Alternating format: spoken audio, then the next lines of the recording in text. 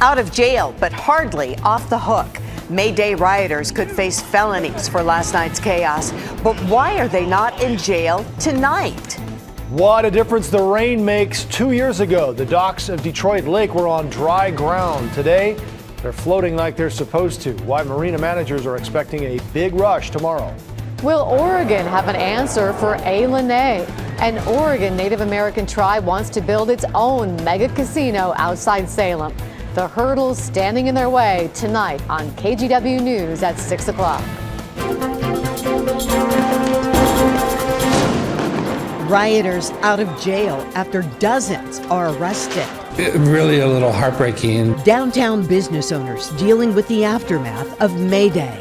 That is very serious. What disturbed Portland's police chief more than anything? Bloodthirsty poachers ravage Washington wildlife. Get him, boys! Get him! Violent video spreading like wildfire. Get him, Stormy! Why Fish and Wildlife officers can't keep up with the men they call serial killers. And Jimmy Kimmel gets personal. Billy was born with a heart disease. An emotional monologue with an important message. It shouldn't matter how much money you make. Why it's getting the attention of a former president. Poor kid, not only did he get a bad heart, he got my face. First, our top story, fallout from May Day riots. This time last night, anarchists were running all over downtown Portland, setting fires and breaking windows. Police labeled the march a riot after the protesters threw bricks and lit fireworks at them. KGW's Pat Doris was right in the middle of it all. And Pat, I know you've had a chance to talk with police and business owners about this latest destruction. Well, it was really something, Tracy. Last night was one of the most destructive May Day riots in recent Portland memory. Here at City Hall, the mayor said that was not political speech, that was crime. And the police chief said his officers will work to track down and prosecute anyone who is destroying property.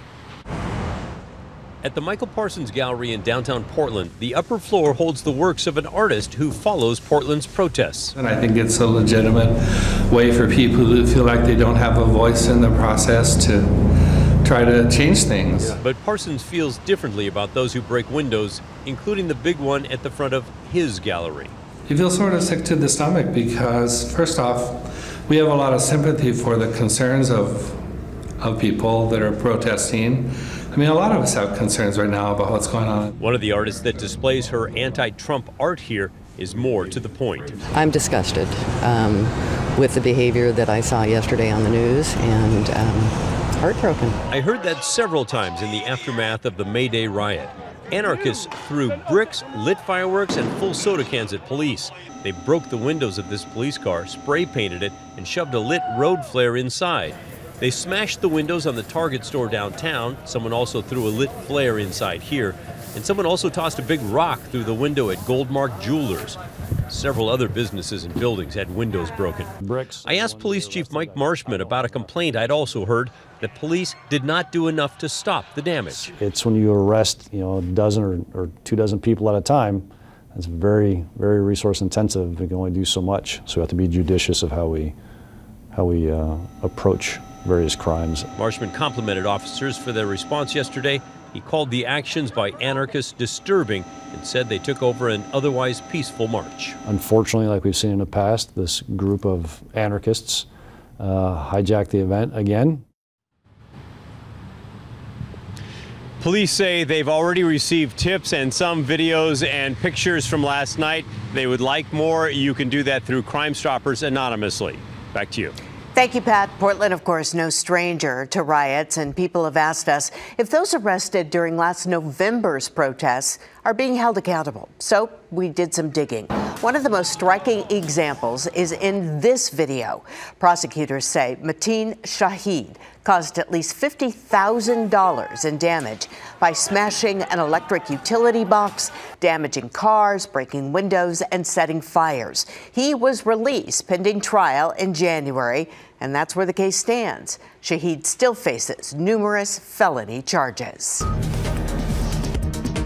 As things warm up in the next couple of days, you can bet a lot of people will be spending some time at Detroit Lake. That's because it is full of water for the first time in years. KGW's environmental reporter Keely Chalmers is live along its shores for us. And Keely, you've done a lot of stories on the lake over the last few years. It looks a lot different today.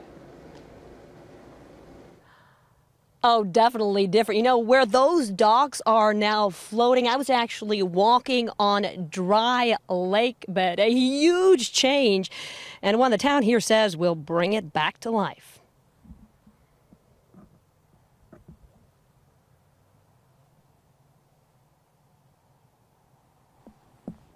Yeah, so those a couple years ago, those docks there were actually all the way down on the lake bed. I mean, this is amazing. Everybody in this town is so excited. Not only that the reservoir here is full for the first time in 2 years, but also that we're going to get those 80-degree temperatures like Matt was talking about. I mean, this really is a big deal here. At Mountain High Grocery in Detroit, sales are up, and so are spirits. I think it's going to be probably one of our best summers. All it takes is one glance outside at Detroit Lake to understand why. So seeing that water where it's at, I mean, this is probably the highest. I was raised up here, so this is probably the highest I've seen it being up. For the first time in 2 years, the reservoir is full, the water all the way up to the shoreline. A big deal for a town that depends on that water. And for all the businesses in town, you have to make it in the summer, or you don't make it in Detroit. And for the last 2 years, it's been a struggle for them to make it. These pictures will show you why. This is video we shot 2 years ago. The water was so low, you could actually walk on the lake bed to this island.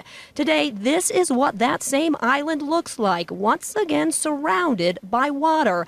And check out Kane's Marina. This is what it looked like this time 2 years ago. The docks resting on a dry lake bed. And this is what it looks like today. All the docks are floating. In fact, the 2015 drought dropped lake levels so low, it uncovered a wagon from the 1800s. Today, that area is submerged. In another week, these docks will be loading up with boats. Something Dane Loveberg, who runs Kane's Marina, likes to see. His business took a major hit in both 2015 and last year. He says this is going to be his comeback year. The calls are already coming in. The excitement is there. And most importantly, so is the water. So it's going to bring the people up. They're going to want to get up here to the lake and enjoy the recreation. And they have the water now to enjoy. They've got the water. Plenty of water. In the back here live, the lake is full just in time for the annual fishing derby up here. It runs May 19th through the 21st. More than 1,200 people are expected to participate. Back to you. Should be a great fishing derby. Thank you, Keely. We can't bring up the weather without mentioning our so-called Week of Hope. Let's get right to Chief Meteorologist Matt Zaffino. So many people talking about this, Matt. Are we really going to hit 80 tomorrow? I don't know about the Week of Hope. I've been calling it weather whiplash, but yeah, we are going to hit 80, not just tomorrow, but on Thursday as well. It's going to be our warmest weather. Well, you'll see in just a second. So 80s tomorrow and Thursday. Barely 60, though, on Friday. So again, weather whiplash, barely 60 today, into the 80s for a couple of days, then back down to 60 on Friday. Our last 80-degree day was way back on September 26th. We nearly hit 90 that day, but still, it's been a long, long time. Now, we've got some light rain to get through before that happens, but by the time you get up to tomorrow morning, it'll be a much different scene. More on that later. Back to you. Thank you, Matt. And just because we do have warm weather coming up doesn't mean you should let your guard down. You know how quickly things change in Portland after all. Keep up with those changes and our storm team on social media and the KGW mobile app. Authorities in Clackamas County have made a sad discovery. The body of a missing teen turned up in the Clackamas River. They pulled the body of Brandon Powell out near McIver Park. He went missing on March 12th from his home in Estacada. Police do not suspect foul play. Also a development in the violent attack at a local Denny's. The man accused of setting another person on fire there faces new charges. A grand jury has indicted Deshaun Swanger on 2 counts of attempted murder. He was originally charged with only 1. He's being held on $500,000 bond. His trial is set for June 16th. The 69-year-old victim in this case remains in critical condition. It's been a little more than a year since Sergeant Jason Gooding with the Seaside Police Department was killed in the line of duty. It happened in downtown Seaside as he tried to make an arrest. Today, Gooding was honored in Salem, and Christine Pitawanis was there for the emotional ceremony. Christine? Joe, it all really hit home for a lot of the folks who came here today to see Sergeant Jason Gooding's name etched here into the memorial. A number of people who knew him showed up to take part in honoring a man they say was a leader and trusted friend.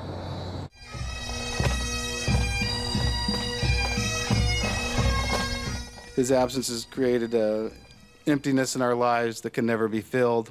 The hopes and dreams of our family have been shattered, and we are still trying to put the pieces back together.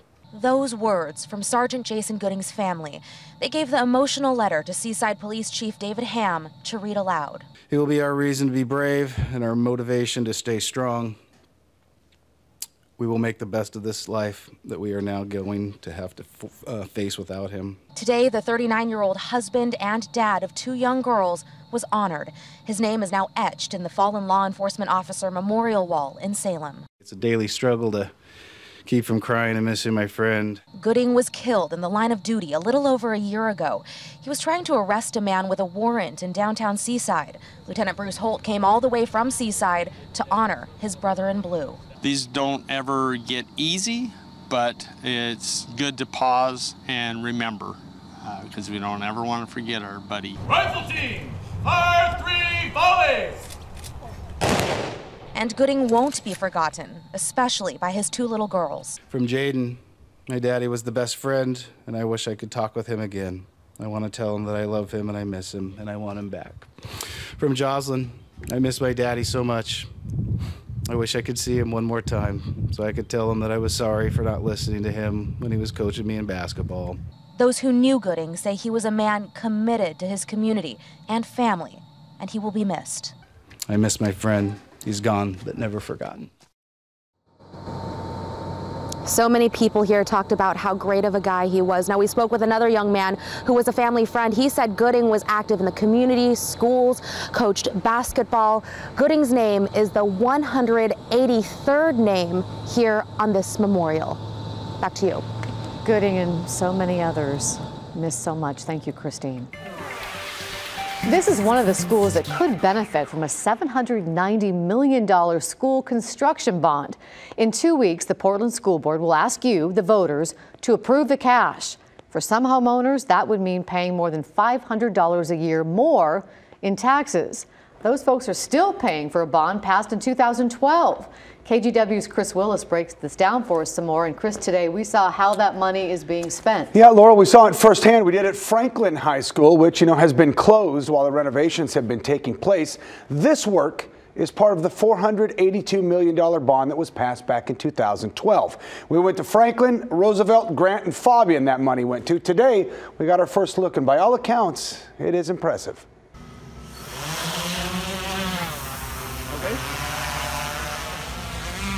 We decided the best way to see how hundreds of millions of your tax dollars are spent is to get a bird's eye view. So we put up KGW's Fly 8 drone for the best perspective. Look at that. The new Franklin High School set to open next school year. It's a blend of the historic building with new innovative facilities. You can see the football field and the track, now a 90-degree realignment. Look at that, and how it sits in the foreground of the school. But we also went inside. There are 2 gymnasiums, a performing arts center, state-of-the-art classrooms for STEM, industrial arts, health and science, biomedical, culinary arts, even digital media and constitutional law. It is seismically strong, ADA compliant, and completely upgraded. That we cannot have a successful or a thriving city unless our students are educated well. And educating our students well includes the facilities in which education takes place. All right, so this bond, which passed back in 2012, is still costing taxpayers every year. The owner of an average $400,000 house pays about $440 a year. The new bond, which Portlanders will vote on in 2 weeks, would add another $560 in taxes a year for that same homeowner on top of the $440 a year they're still paying on that last bond. New bonds would cover renovations at Benson and Madison and complete rebuilds at Lincoln and Kellogg. An additional $150 million would go to health and safety projects. Chris, people at home may be wondering, really, how much do they need this new money? You know, $790 million. It's a big question and one voters will have to consider. But as they're thinking about that, consider this. Most of the schools in the Portland district were built before World War II. Like 70 years ago. Yeah, something. old. Thank you, Chris. Tourists will soon have one less photo op downtown, at least for a little while, when the iconic Portland sign is coming down and where it's going. In our next half hour, a group in Washington killing animals not for food, not for sport, just for fun, and taking video of it as well. When we come back, those videos, they're taking the internet by the storm. Plus, a lot of people talking about this video from last night, a huge detour for late night TV. Today, they're talking about Jimmy Kimmel's emotional monologue about nearly losing his newborn son, including a former president. Why last night's show resonated, especially with Barack Obama. That's still ahead. We'll be back with KGW News at 6.